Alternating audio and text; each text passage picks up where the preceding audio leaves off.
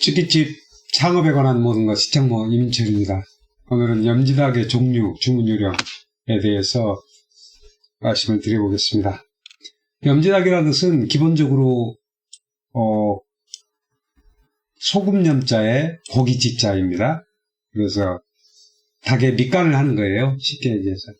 옛날에는 식품이 빨리 부패하지 않도록 오래 보관하기 위해서, 보존성을 위해서 송가를 했는데, 지금은 그게 이제 많이 진화가 돼가지고, 첫째로 생닭의 고기의 잡내를 잡는 거, 그 다음에 부드럽게 하는 그 연육작용, 그 다음에 또 맛에 이제 좀 관여를 하기 시작합니다. 그래서 치킨의 풍미를 높이고, 더 나아가서는 이제 최근 추세는 거기다가 맛을 굉장히 많이 집어 넣어가지고 염지닭이 맛있게 조리 직전부터 맛을 이렇게 차별화를 시키는 쪽으로, 고급화하고 차별화하는 쪽으로 발전이 됐습니다. 그래서 이제 겉에 시즈닝이나 마리네이드라고 하는 분말 형태의 양념가루를 이렇게 묻혀가지고 또 맛을 업그레이드 하기도 합니다. 이런 재료들을 물에 풀어가지고 닭을 담그는 침지 방식이라고 하는데, 이게 재래식 방법이에요. 네, 이 방법은 단점이 많아요.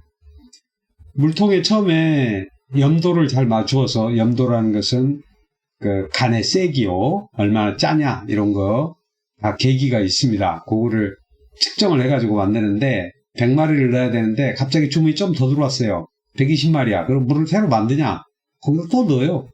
그럼 조금 첨가해야 되지 않아? 그때 또 측정기 놓고 하면은 이미 담궈놓은 닭이 그 염분을 먹었기 때문에 염도가 떨어졌을 거 아니에요? 맞추기가 어려워요. 근데 몇 마리 더 추가했다. 그럼 넣는 거예요. 또 일이 많다 보면은 이 물을 또 재활용하는 경우도 있어요. 근데 이 재활용은 치명적인 문제가 있어요. 세균 번식을 이렇게 번식이 될 가능성이 굉장히 많습니다. 그래서 재활용을 하지 못하도록 되어 있는데, 현장에서는 그게 비일비재하게 이루어집니다. 침지 방식 하는 거 믿으시면 안 좋다. 지금은 많이 안 씁니다. 거의 안 씁니다. 근데 염지닭의 종류에는 크게 맛으로 치면은 두 가지로 나뉘어요. 순한 맛, 매콤한 맛. 근데 이 한염지라고, 이제 순한 맛은 이제 마일드라고도 해요. 그리고 살짝 매콤한 맛이 가미된 한염지. 그러니까 순한 맛, 한염지, 이렇게. 마일드, 핫, 뭐 이런 식이에요. 이런 식인데, 여기도 이제 보시면은, 거기다가 이제 플러스 해가지고 차별화하기 위해서 맛을 더 보강한 것들이 마리네이드나 시즈닝류, 특별한 향신료나 맛을 고급화하는 식재료를 첨가해서 또 염지를 하게 됩니다. 그러니까 사실은 얘네들은 염지가 아니고 맛을 주장하는 애들이에요. 염지라고 해서 소금간을 넣는 거는 여기에서 거의 끝난다고 볼 수가 있죠. 2단계라고 볼 수 있어요. 그러니까 마일드, 순한 맛, 이런 거는 천일염으로 간을 맞추고, 뭐 이제 야채향, 제가 판매하는 마일드입니다. 순한 맛. 이렇게 해가지고 호불호가 없는 그런 맛이죠. 이제 매운 거는 이게 빨갛죠. 고춧가루 성분이 들어가서 빨간데 실제로 애들도 좋아할 정도의 살짝 매콤한 맛입니다. 그러니까 한염지라고 해서 굉장히 매운 거 그런 거 아니에요. 밑간하는 수준이고, 그 위에 이제 뭐 여러 가지 양념이나 이런 것들을 또 하고 그러기 때문에, 또 어린이들 손님이 치킨집은 많거든요. 그러니까 한염지라고 해서 살짝 매콤한 맛이지 애기들도 잘 먹는 정도, 그런 정도라고 생각하시면 됩니다. 잡내를 조금 더 잘 잡아주고 느끼함을 조금 마일드보다는 더 커버를 해준다, 뭐 이런 정도라고 보시면 되겠습니다. 대부분 이제 텀블러라고 하는 통에다가, 큰 드럼 통에다가 넣고 일정 시간을 이렇게 덤블링을 해서 잘 배이도록 만들어주는 그런 형식으로, 그런 형태로 제조가 많이 됩니다. 그리고 이게 저만 팔고 있는 건데, 케이준 허브 염지라고, 대표적인 허브 식물인 로즈마리를 집어넣으면은 그 허브 삼겹살이라고 드셔보신 분들, 또 보신 분들 있을 거예요. 그 허브의 대표적인 맛을 보강해주는, 맛있게 만들어주는 그 허브 식물 중에 로즈마리가 있어요. 그 외에 27가지 천연재료가 혼합된 시즈닝입니다. 그래서 훨씬 빨갛죠? 고춧가루 성분 때문에 빨간 거이기도 한데요. 이런 애들하고는 차원이 다르게 여러 가지 그 맛을 내는 성분들이 들어가서 텀블러 염지를 한 겁니다. 그래서 이거 최고급 시즈닝으로 텀블링 숙성시킨 물결무늬 치킨용 염지닭인데 물결무늬 안 하고 그냥 물파우더만 한번 해서 잡숴봐도 굉장히 맛있습니다. 이 닭은 씻지 마세요. 다음에 다시 얘기할게요. 가공업체에서 이제 닭을 고를 때 마일드 염지대 닭이라고 해도 염지제가 다 틀려요. 우리나라 식품회사 파우더 소스 만드는 회사에서 염지제를 거의 다 만들어요. 근데 그 회사에서도 한 10여 종씩 가지고 있어요. 그 회사에 우리나라의 식품회사가 한 1000여 개 된다고 치면은 수천 가지 종류가 있는 겁니다. 어느 업체에서 똑같은 마일드라고 해도 같은 맛이다 라고 보기는 어려워요. 비슷하다? 그런 정도로 보시면 되고, 그래서 샘플을 몇 마리 주문하면 됩니까? 이렇게 물어봐서 맛을 보시고 원하는 맛이 맞는지 이렇게 확인 작업을 하셔야 됩니다. 그리고 자신만의 맛으로 변경해서 맞춤형으로 해달라고 하는 분들도 가끔 있는데 잘 못 해줘요. 물량이 많으면 해주는데 업체에서 그 공정 자체를 손을 봐야 되는 거기 때문에 잘 못 해줍니다. 해준다고 해도 그거를 사장님이 하루에 몇백 마리씩 시킨다든지 이러면은 해주겠죠. 그렇지 않는 한은 조금 어렵다. 그러니까 무리한 부탁이다. 그렇게 생각하시면 되시고요. 몇 군데 업체의 염지닭을 맛을 보고 자신이 부족한 부분은 마리네이드나 자신만의 저거를 해서 좀 추가해서 작업을 할 수도 있습니다. 근데 사실은 일 바빠지고 장사 잘 되면은 이게 굉장히 손이 많이 가는 부분이라 추천하지는 않습니다. 근데 어느 부분에 이런 것들도 어떤 부분에서 있냐면은 프랜차이즈 어디 교육 같은 데 가면은 자기네들 닭 외에는 쓰지 못하게 만들기 위해서 이런 플러스 작업을 고의로 시키는 데들이 있어요. 꽤 유명한 업체에서도 시킵니다. 그걸 자기들이 닭을 공급해주고 마리네이드를 또 줘요. 그리고 손질하면서 이걸 다 발라줘라고 그래요. 그거 1시간, 2시간 쪼그려 앉아가지고 해요. 근데 그거 굉장히 나쁜 방법이고요. 닭 맛이 좋고 안 좋고를 떠나서 사람을 그렇게 일을 시키는 게 아니죠.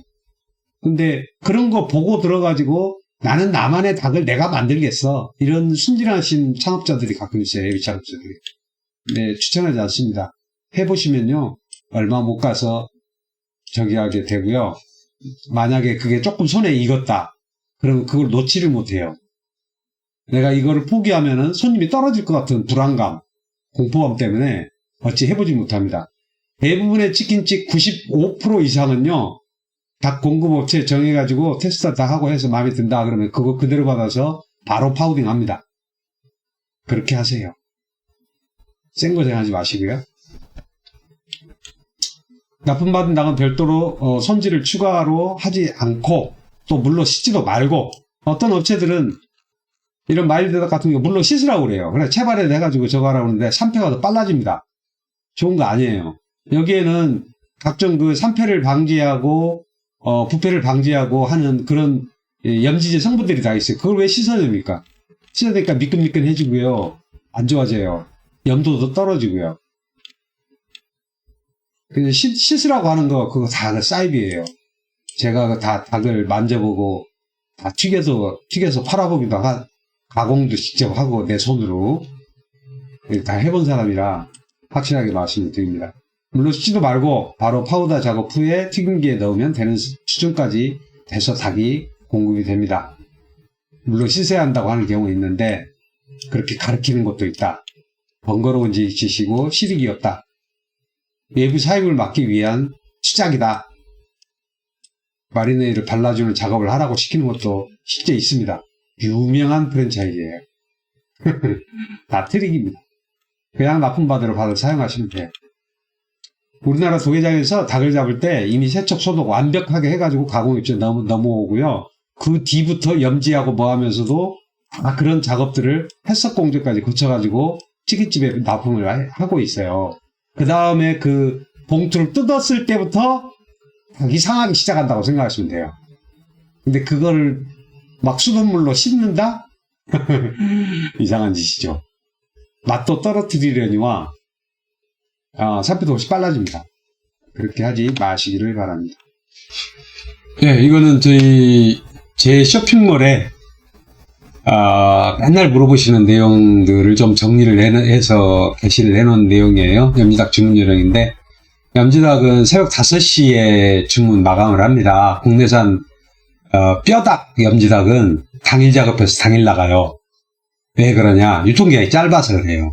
유통기한이 짧아서 미리 작업을 해놓지 않습니다. 또 옵션들이 다 원하는 옵션들이 달라요. 나는 탈각을 해달라, 나는 사각을 해달라, 나는 15각을 해달라, 나는 마일드 해다오, 나는 한염지 해다오, 나는 케이준 허브 염지 해다오. 각기 틀리니까 작업을 미리 해놓을 수 없어요. 그래서 당일 작업, 당일 발송이에요. 그러니까 새벽 5시까지 주문을 저희는 마감을 하는데, 이때부터 저희 직원들은 나와서 오전에 작업해서 오후에 발송하거나 이런 식으로 진행이 됩니다.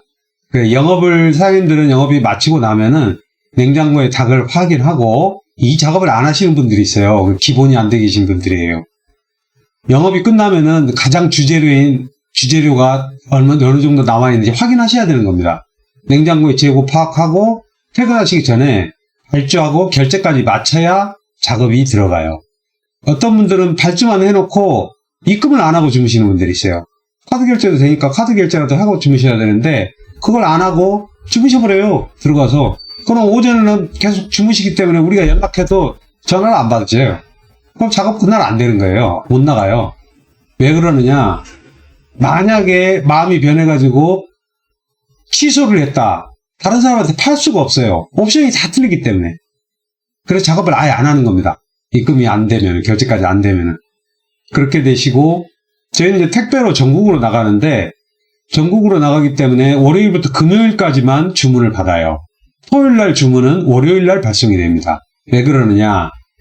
빨간 날이 택배사가 빨간 날, 그러니까 일요일은 빨간 날이잖아요? 그 국경일이나 이런 것도 마찬가지예요. 빨간 날 전날은 택배사에서 냉장식품은 집화를 안 해줘요. 왜 그러느냐? 자기들이 하루 가지고 있어야 되거든요. 그리고 만약에 부패가 됐다든지 변질이 됐다. 자기들 책임이에요. 자기들 물건 갖고 있었으니까. 그래서 빨간 날 전날에는 냉동식품, 아이스박스 상품은 아예 받아주질 않습니다. 그러므로 월요일부터 금요일까지만 주문이 되시는 거예요. 그 택배 쪽은 또 저희 이제 전국이 다 나가는데 더 좋은 점이 뭐냐면 매일 시켜도 아무런 말도 안 해요. 예를 들어서 프랜차이즈 같은 경우는 뭐 예를 들어 월수금 아니면 화목토 아니면 일주일에 2번 이런 식으로 배송을 해줘요. 그 날짜에 못 맞추면은 닭이 갑자기 나갔다. 그러면 어디서 사입이라도 해야 돼요. 사입은 못하게 막고 있거든요. 그럼 말이 안 되는 거잖아요. 그런 상황이 실제로 벌어집니다. 그런데 저희가 택배하는 곳에서 물건을 시키는 분들은, 염지닭을 시키는 분들은 매일 시켜도 좋아해요. 저희가. 매일 시켜도 괜찮아요. 그러니까 월요일부터 금요일까지 매일 시켜도 상관없어요. 그러는데 본인이 귀찮겠죠? 그래서 어떻게 주문하느냐. 염지닭은 통상 9일에서 10일 정도 제가 유통기한을 찍어줘요. 일단 7일 정도라 생각을 하시고, 근데 실제로 유통기한이 안 됐는데도, 안 지났는데도 개봉을 해보면 냄새나는 경우 있습니다. 어떻게 되느냐. 5일 정도 되면은 냉장 염지닭은 냄새나요. 냉장고에 보관해 놨어도. 그 정도 이상 보관하려고 그러면은 살짝 얼려야 돼요. 얼려야 돼요. 자연적으로 그렇게 되는 겁니다. 그러니까 유통기한 믿고서 그냥 보관하면 안 돼요. 보관하면 안 돼요. 닷새를 넘어가면 냄새나기 시작해요. 그걸 명심하시기 바랍니다. 그 유통기한하고 별개다. 하자가 있는 게 아니에요. 가공업체에서 하자 있게 보는 게 아니에요. 그거는 그 냉장 보관하시는 분의 책임이라고 보시면 되시는 겁니다. 그래서 주문은 어떻게 하냐. 통상 3일 정도 물량을 갖고 하시면 돼요. 3일 정도 물량을 준비를 하시고, 만약에 좀 빨리 빠졌다.